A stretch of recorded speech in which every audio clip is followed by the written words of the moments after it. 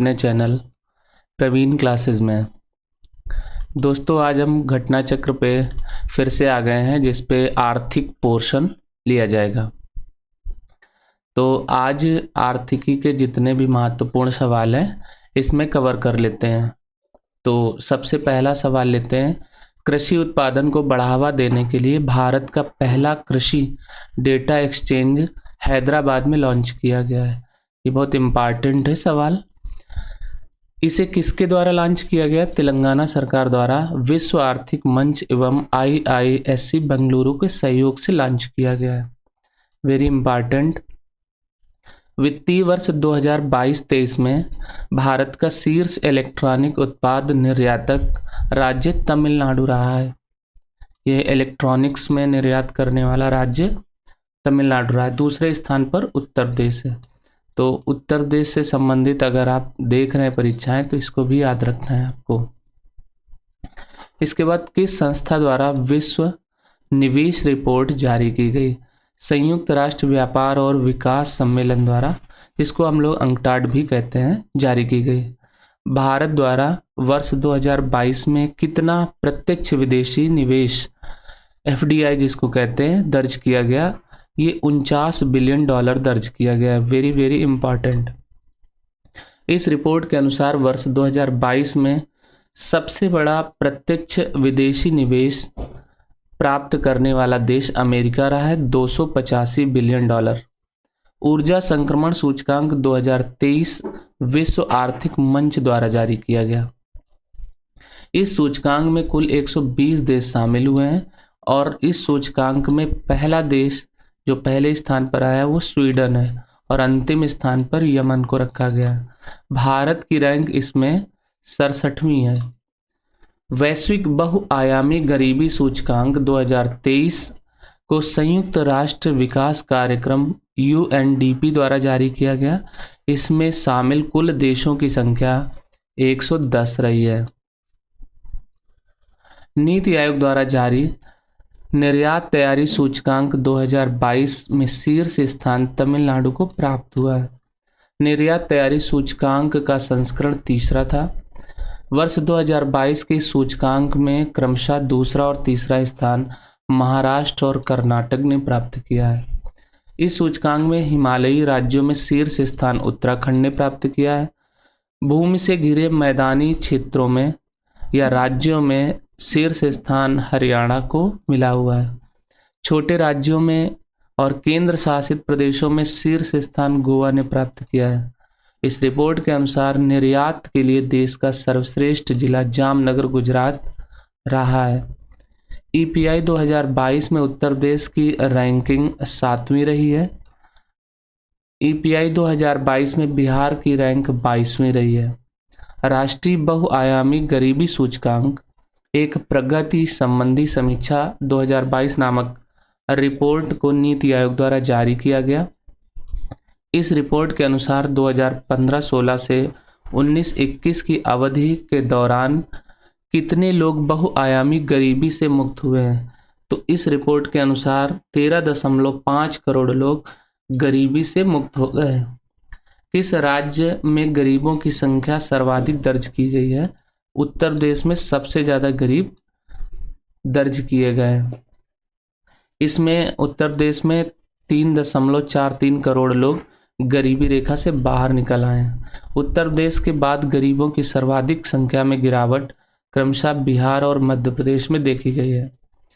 देश का वह राज्य जहां वर्ष 2019 से 21 में बहुआयामी रूप से गरीब लोगों की संख्या सर्वाधिक रही है तो बिहार में रही 33.76%। उत्तर प्रदेश में बहुआयामी रूप से गरीब लोगों की प्रतिशत जो संख्या है वो 22.93% है। ट्विटर को किस रूप में रिब्रांड किया गया है? तो ट्विटर जो है अब उसको X के रूप में रिब्रांड कर दिया गया है। इंटर ब्रांड की वर्ष 2023 की 50 सबसे मूल्यवान भारतीय ब्रांड की सूची में शीर्ष स्थान TCS ने प्राप्त किया है, टाटा कंसल्टेंसी सर्विसेज ने। भारतीय रिजर्व बैंक के गवर्नर ने कौन सा वित्तीय समावेशन डैशबोर्ड लॉन्च किया है? अंतर्दृष्टि लॉन्च किया है।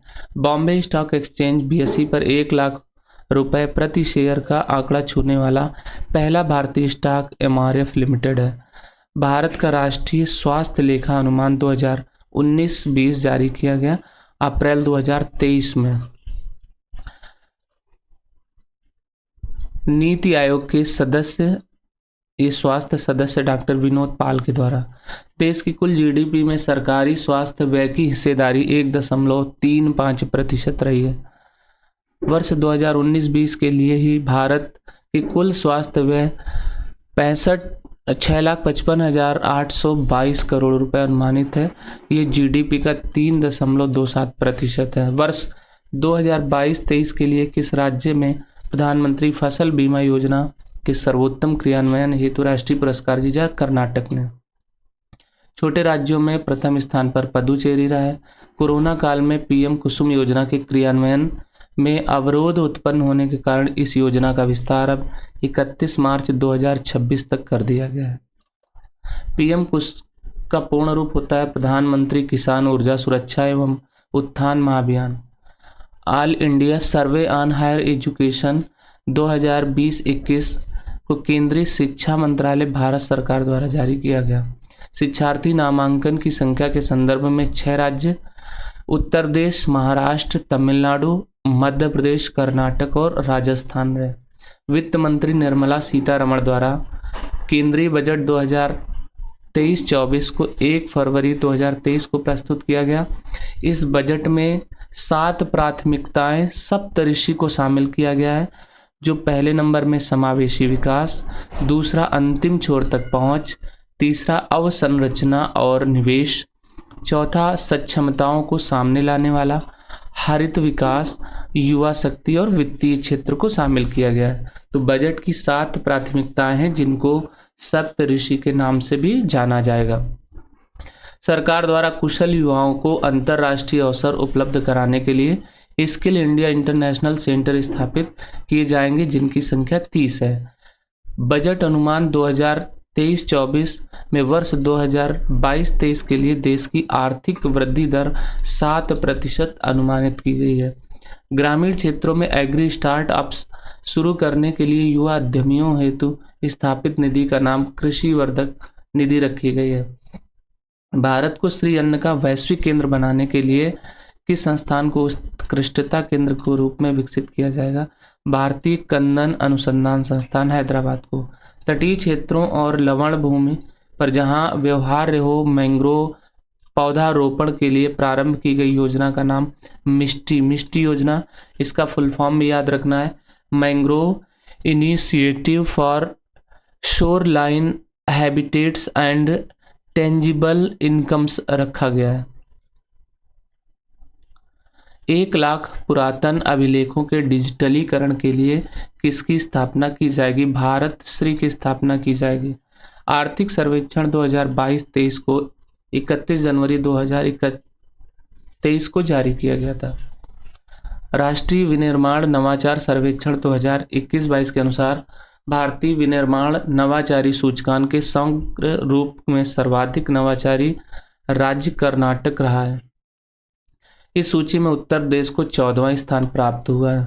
अप्रैल 2023 में वर्ल्ड लाइन द्वारा प्रकाशित रिपोर्ट के अनुसार वर्ष 2022 में डिजिटल ट्रांजैक्शन के मामले में शीर्ष स्थान बेंगलुरु का रहा है। इसके बाद अप्रैल 2023 में यूरोपीय आयोग द्वारा किस भारतीय उत्पाद को जीआई टैग दिया गया है? हिमालय की कांगड़ा चाय को। आम और सब्जियों के लिए उत्कृष्टता केंद्र को जाजपुर उड़ीसा में स्थापित किया जाएगा। सब्जी और फूलों के लिए उत्कृष्टता केंद्र पोंडा गोवा में स्थापित होगा। 15 से 17 सितंबर 2023 के मध्य 14वीं वर्ल्ड स्पाइस कांग्रेस का आयोजन नवी मुंबई महाराष्ट्र में किया जाएगा। भारत के पहले अंतर्राष्ट्रीय मल्टी मॉडल लॉजिस्टिक पार्क का निर्माण जोगी घोपा असम में किया जाएगा। किस केंद्रीय सार्वजनिक क्षेत्र उद्यम को नवरत्न का दर्जा दिया गया है? रेल विकास निगम लिमिटेड को दिया गया है। कृषि ड्रोन निर्माण हेतु एग्री ड्रोन सब्सिडी प्राप्त करने वाली पहली कंपनी गरुड़ एरोस्पेस बन गई है। भारत सरकार ने वस्त्र उद्योग के लिए कितने पीएम मित्र पार्क स्थलों को स्थापित करने की घोषणा की? 7 होंगे। इन पार्कों को क्रमशः तमिलनाडु, तेलंगाना, गुजरात, कर्नाटक, मध्य प्रदेश, उत्तर प्रदेश और महाराष्ट्र में स्थापित किया जाएगा। उत्तर प्रदेश वैश्विक निवेश शिखर सम्मेलन का आयोजन लखनऊ में किया गया। इस सम्मेलन में सर्वाधिक निवेश नवीकरणीय ऊर्जा क्षेत्र को प्राप्त हुआ है, 4.47 लाख करोड़ रुपए। इस निवेश सम्मेलन में सर्वाधिक निवेश उत्तर प्रदेश के किस क्षेत्र को प्राप्त हुआ है? पश्चिमांचल या पश्चिमी उत्तर प्रदेश को प्राप्त हुआ है, जो लगभग कुल निवेश का 45% है।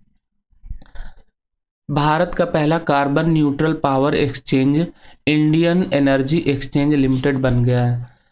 अभी हाल ही में किस महारत्न कंपनी को ग्लोबल गोल्ड पुरस्कार से सम्मानित किया गया? Power grid corporation of India limited को ग्लोबल गोल्ड पुरस्कार से सम्मानित किया गया है। ये अप्रैल 2023 में किस देश ने स्वर्ण द्वारा स्थापित डिजिटल करेंसी लॉन्च करने की घोषणा की? जिम्बाब्वे ने। वर्ष 2024 में विश्व स्वास्थ्य संगठन की 13वीं मंत्री स्तरीय बैठक अबू धाबी संयुक्त अरब अमीरात में होगी। विश्व व्यापार संगठन की 14वीं मंत्री स्तरीय बैठक का आयोजन कैमरून में किया जाएगा। वर्ल्ड बिलियनियर्स लिस्ट 2023 को फोर्ब्स ने जारी किया। इस सूची में शीर्ष स्थान पर बर्नार्ड अर्नाल्ट और फैमिली कुल संपत्ति $221 बिलियन रही। इस सूची में मुकेश अंबानी 9वें स्थान पर रहे हैं। इनकी कुल संपत्ति 83.4 बिलियन डॉलर रही है। फोर्ब्स की सर्वाधिक भुगतान पाने वाले एथलीटों की सूची 2023 में शीर्ष स्थान क्रिस्टियानो रोनाल्डो का रहा है। इनकी संपत्ति 136 बिलियन अमेरिकी डॉलर रही है, जो भुगतान पाया इन्होंने। अप्रैल 2023 में विश्व बैंक द्वारा जारी वर्ल्ड डेवलपमेंट रिपोर्ट 2023 का शीर्षक माइग्रेंट्स, रिफ्यूजीज एंड सोसाइटीज रहा है। विश्व बैंक द्वारा जारी रसद प्रदर्शन सूचकांक 2023 में शीर्ष स्थान पर सिंगापुर रहा। भारत को रसद प्रदर्शन सूचकांक में 38वां स्थान प्राप्त हुआ है। अप्रैल 2023 में जारी ग्लोबल यूनिकॉर्न सूचकांक 2023 के अनुसार वैश्विक स्तर पर सर्वाधिक यूनिकॉर्न वाले 3 देश हैं, जो पहला यूएसए, दूसरा चीन और तीसरे नंबर पे भारत है। संयुक्त राष्ट्र विकास कार्यक्रम यूएनडीपी के द्वारा जारी मानव विकास सूचकांक एचडीआई 2021-22 में भारत 132वें स्थान पर रहा है। इसमें शामिल देशों की संख्या 191 है। 2020 में भारत की रैंक 131वीं थी। 2021-22 में शीर्ष देश स्विट्जरलैंड, नॉर्वे और आइसलैंड क्रमशः है। तो ये आपने अभी तक देखा कि जो घटना चक्र में आर्थिकी जो है, लगभग साल भर का जो भी मैटर अभी तक का है, उसमें आर्थिक दृष्टिकोण से जितने महत्वपूर्ण सवाल थे वो सभी कवर कर दिए गए हैं। अगली क्लास आपकी वैज्ञानिकों से संबंधित या वैज्ञानिक उपकरण से संबंधित या विज्ञान से संबंधित नेक्स्ट क्लास आपकी अगली क्लास पे होगी। तो आप लोगों को अगर वीडियो अच्छा लगा है तो आप लाइक कर दीजिए, नए हैं तो चैनल को सब्सक्राइब कर लीजिए, अपने दोस्तों तक इसको शेयर कर दीजिए। तब तक के लिए खुश रहिए, मस्त रहिए।